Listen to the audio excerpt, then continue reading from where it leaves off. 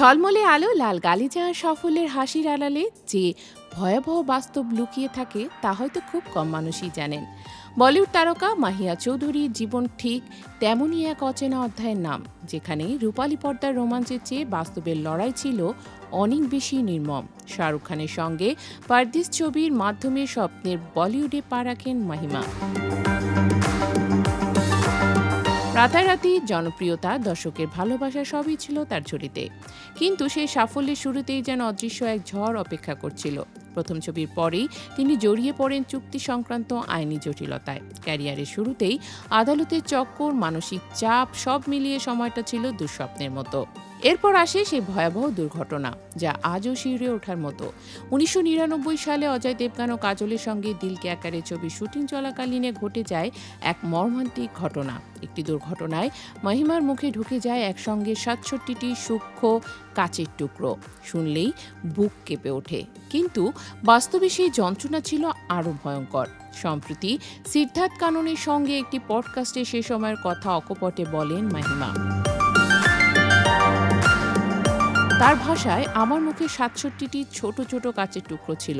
ডাক্তারের মাইক্রোস্কোপের সাহায্যে সেগুলো একে একে বের করেন। অস্ত্রোপচারের পরদিন আয়নায় নিজের মুখ দেখে তিনি নিজেই চিনতে পারেননি। মুখ এতটাই ফুলে গিয়েছিল যে স্বাভাবিক চেহারা বদলে গিয়েছিল পুরোপুরি। সবচেয়ে কষ্টের ছিল অনিশ্চয়তা। ক্যারিয়ার কি শেষ? আর কি কখনো ক্যামেরার সামনে দাঁড়াতে পারবেন? প্রায় 1 বছর কাজ থেকে দূরে থাকতে হয়েছিল তাকে। বন্ধুরা মজা করে অস্ত্রোপচারের দাগ দেখে হাসলেও ভেতরে ভেতরে তিনি ভেঙে পড়ছিলেন। আমি জানতাম না সামনে আমার জন্য কি অপেক্ষা করছে, বলেছেন মাহিমা। কিন্তু এখানেই শেষ নয়। জীবনের আর এক কঠিন অধ্যায় হিসেবে আসে স্তন ক্যান্সারের সঙ্গে লড়াই। শারীরিক যন্ত্রণা, মানসিক ভাঙন আর ব্যক্তিগত জীবনের উত্থান পতন সবকিছুকে পেছনে ফেলে তিনি বারবার প্রমাণ করেছেন হার মানা তার অভিধানে নেই। দীর্ঘ নিরাপত্তার পর আবারও আলোচনায় মাহিমা চৌধুরী। আসন্ন রোমান্টিক কমেডি ছবি দুর্লভ প্রসাদ কি দুসরি শাদি দিয়ে ফিরছেন বড় পর্দায়। 19 ডিসেম্বর মুক্তি পেতে চলেছে ছবিটি, যেখানে তার বিপরীতে থাকছেন সঞ্জয় মিশ্র।